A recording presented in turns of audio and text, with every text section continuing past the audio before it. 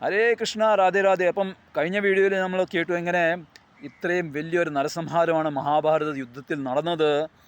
166 കോടി ആൾക്കാരാണ് മരിച്ചത്. ഇത് ശരിക്കും പറഞ്ഞാൽ ലോകത്തിലെ ആദ്യത്തെ വിശ്വയുദ്ധമായിരുന്നു. ലോകത്തിലെ മൊത്തം രാജാക്കന്മാരും സൈനികന്മാരും ഒക്കെ ഒരുമിച്ച് കൂടി നടന്ന ഒരു യുദ്ധമായിരുന്നു. നമ്മൾ ശാസ്ത്രം വഴി മനസ്സിലാക്കുന്നു, അന്ന് ലോകം മൊത്തം ഭരിച്ചുകൊണ്ടിരുന്നത് ഭാരതഭൂമിയായിരുന്നു. അത് മൊത്തം ലോകത്തിൻ്റെ രാജധാനി ഹസ്തിനപുരം, ഇപ്പോഴത്തെ ന്യൂഡൽഹി ആയിരുന്നു. ഒരേ ഒരു ചക്രവർത്തി രാജാവായിരുന്നു മൊത്തം ലോകത്തിന്. ലോകം മൊത്തം ഒരേ ഒരു വേദമുള്ളായിരുന്നു, ഒരേ ഒരു ശാസ്ത്രമുള്ളായിരുന്നു, അതായിരുന്നു വേദങ്ങൾ. ഒരേ ഒരു ധർമ്മം ഉണ്ടായിരുന്നു, അത് സനാതനധർമ്മം. ബാക്കി മതങ്ങളും ധർമ്മങ്ങളും വിശ്വാസങ്ങളും ഒക്കെ കഴിഞ്ഞ 2000-3000 വർഷത്തിലാണ് വന്നത്. നമുക്ക് ഇതിഹാസം വഴി ഇത് മനസ്സിലാക്കാൻ പറ്റും.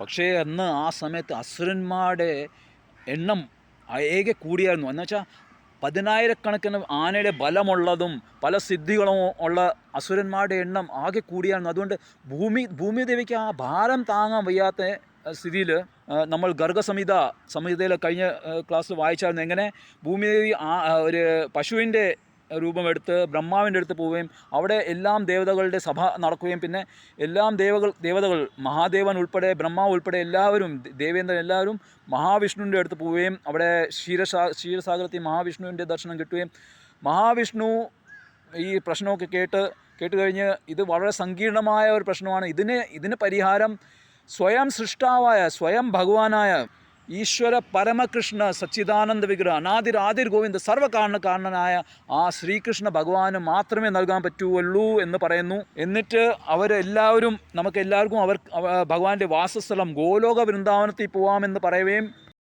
അങ്ങനെ മഹാവിഷ്ണുവും എല്ലാം ദേവതകളും ഒരു ആത്മീയ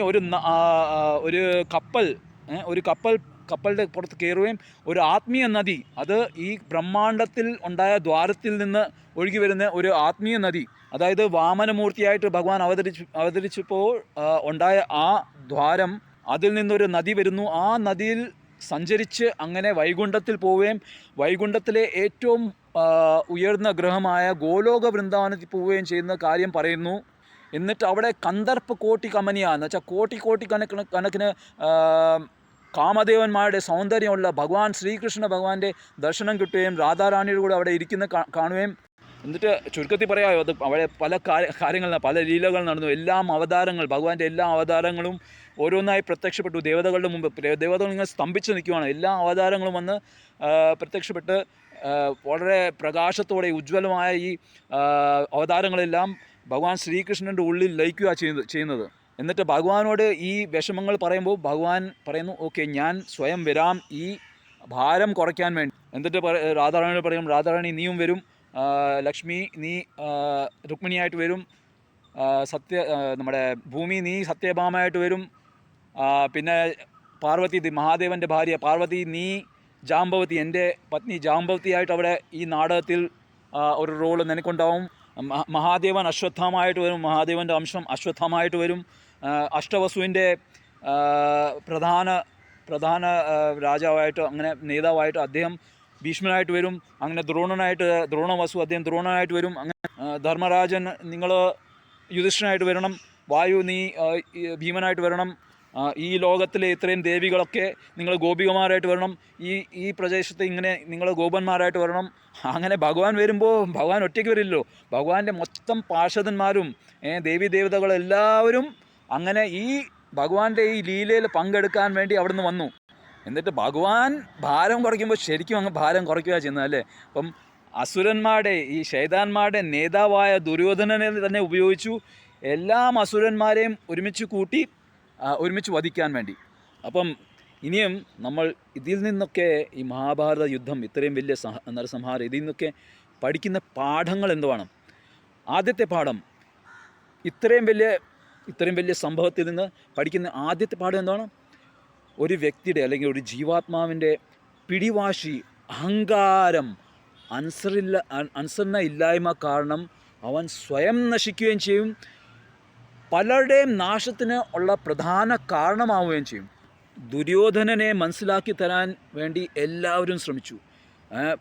സ്വയം അമ്മയച്ഛൻ ധൃതരാഷ്ട്രനും ഗാന്ധാരിയും ഭീഷ്മദേവനും ദ്രോണാചാര്യനും പല ഋഷിമാർ, നാരദമുനി, വ്യാസദേവൻ, മാർക്കണ്ഡേയ ഋഷി വരെ ഇവരൊക്കെ വന്ന് പല രീതിയിലും ദുര്യോധനോട് മനസ്സിലാക്കി കൊടുക്കാൻ ശ്രമിച്ചു.